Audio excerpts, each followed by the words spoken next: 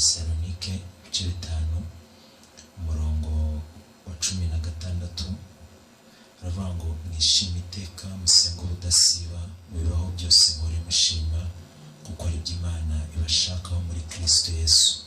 Nimukazimye umwuka w'Imana kandi ntimugahinyure ibihanurwa, ahubwo mugerageze byose mugundire ibyiza, mwirinde igisa n'ikibi cyose. Amen. Iri jambo ndarihuza na situation igihugu cyacu kirimo cyangwa isi muri rusange. Dufite ikibazo cy'icyorezo cyateye cya coronavirus, ariko nubwo abantu bababaye, nubwo abantu bafite agahinda, nubwo abantu bamwe bihebye bitewe na situation barimo, ariko ndongera kubibutsa cyane cyane ku bakristo ntabwo kubabara ariyo ntego ya mbere y'umukristo, ahubwo ijambo ry'Imana rivuga ngo mwishime iteka musenge kandi ubudasiba. Mu mitima yacu na nyuma yo kubabara tugomba kwishima, kuko niko ijambo ry'Imana rivuga. Mu bibi no mu byiza dushime. Amashimwe agomba kuba yuzuye imitima yacu. Icya mbere ni abandi bararwaye, wowe ntiwarwara. Nubwo waba warayirwaye ntabwo urapfa, nubwo ushobora kuba utarayirwara, ushobora kuba wenda uri mu kato n'urugero, ariko ntabwo wigeze uyandura. Nubwo waba waranayanduye ntabwo wigeze upfa, kandi wibuke yuko ku isi abantu barimo baricwa nayo ari benshi cyane, ariko ubu uracyari muzima. Kandi nawe niba utarayandura si uko wirinda kurusha abandi, ahubwo n'ubuntu bw'Imana. Ndagira ngo ugire ishimwe ushyira mu mutima wawe, nurangiza urishingireho uramya Imana muri uyu mwanya. Usenga ubudasiba, bibaho byose uhora ushima, kubera ko nibyo Imana ishaka ku mukristo wese. Reka dufate akanya ko kuramya Imana mu buryo bw'indirimbo, ariko nawe utekereze ibyo Imana yakoze mu buzima bwawe, utekereze mu buryo Imana ikomeje kukurinda n'umuryango wawe. Ntabwo urapfa, ntabwo urarwara. Nubwo abandi bafite ibibazo ariko uracyariho. Nawe ushobora kuba ufite ibibazo cyangwa nta n'ibyo ufite, ariko ufite ishimwe mu mutima wawe ushobora gushimira Imana. Ushobora kuzamura ijwi ryawe ugasenga, ukagira amagambo ushimira Imana bijyanye n'ibyo yakoze mu buzima bwawe, ukayishimira ko yakurinze, utigeze urwara indwara, utigeze ujya mu kato nk'uko abandi bari mu kato. Ushobora kuba waragiye mu kato ariko ntabwo wigeze urwara, ushobora kuba wararwaye ariko ntabwo wigeze upfa. Ayo yose ni amashimwe yuzuye mu mitima yawe. Ushobora kuramya Imana, ushobora gushimira Imana.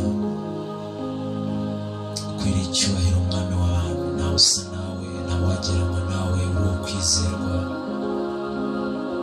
Tugushimiye ko mwami tukiriho, tugushimiye ko kidutije ubuzima, tugushimiye yuko mu byago mutubeshejeho. Uhabwe icyubahiro mwami.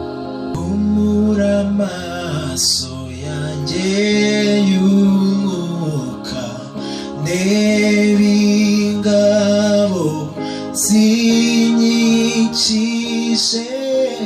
Humura amaso yanjye y'umwuka, ndebe ingabo zinyikije. Humura amaso yanjye y'umwuka, ndebe ingabo zinyikije. Humura amaso yanjye y'umwuka, ndebe ingabo zinyikije.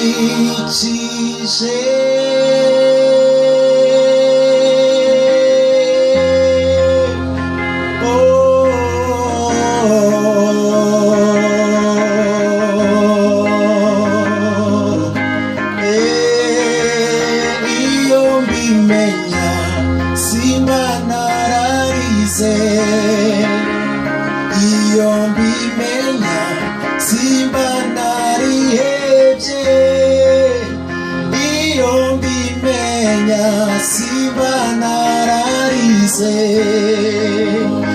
iyo mbimenya simba nararize, iyo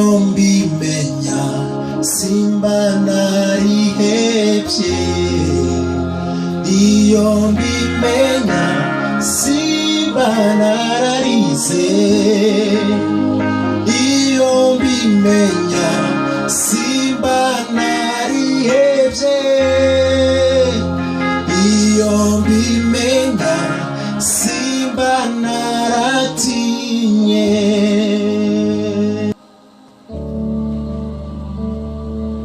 Nabonye umukunzi mwiza yarankunze ntamuzi, yamfatishije umugozi arirwo rukundo rwe, isongo isezaneye kubimbataye rwose, gendowe nawe n'uwanjye kugeza iteka ryose, gendowe nawe n'uwanjye kugeza iteka ryose.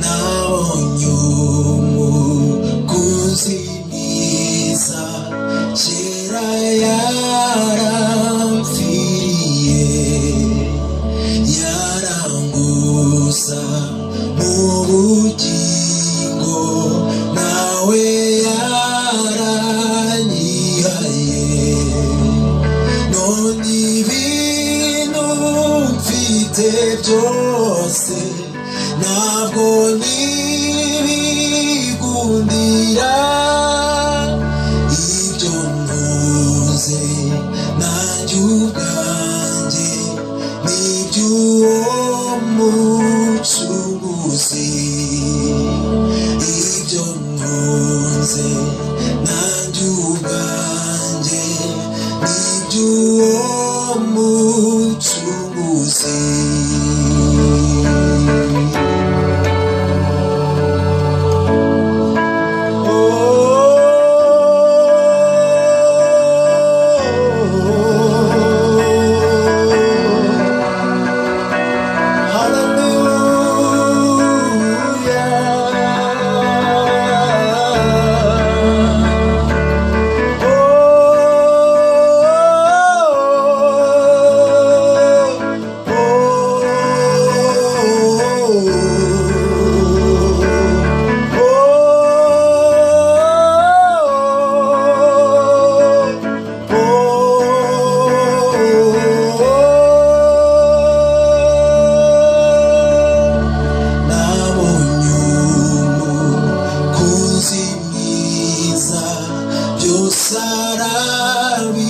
Sarabishobora ajya ndinda kaga kose uzirija mw'ijuru, kumuhanga masiteka bizanyizi intege nke, shirubwoba shirubute nyuma nzatabaruka, shirubwoba shirubute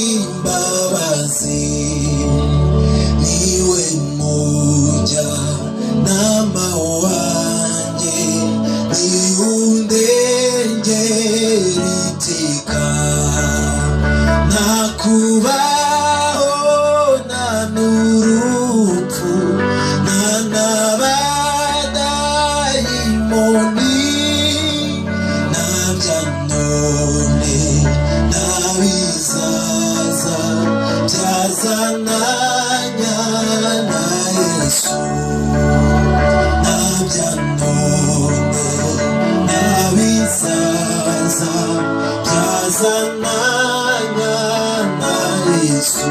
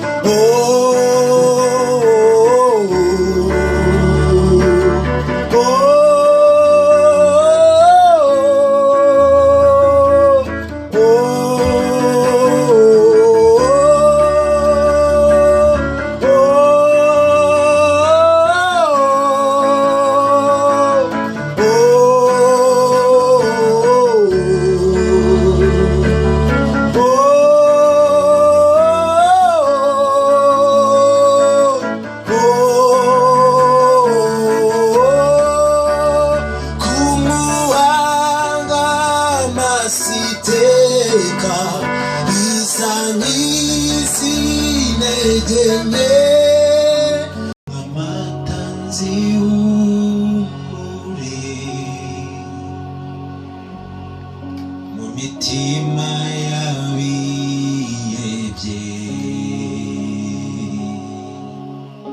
imitima itenebutse aravuze, atanze ihumure, umwami atanze ihumure mu mitima yabihebye, mu mitima itenebutse aravuze, atanze ihumure, umwami atanze ihumure mu mitima y'Abanyarwanda, imitima itenebutse aravuze, atanze ihumure, umwami atanze ihumure mu mitima y'Abanyafurika, imitima itenebutse aravuze,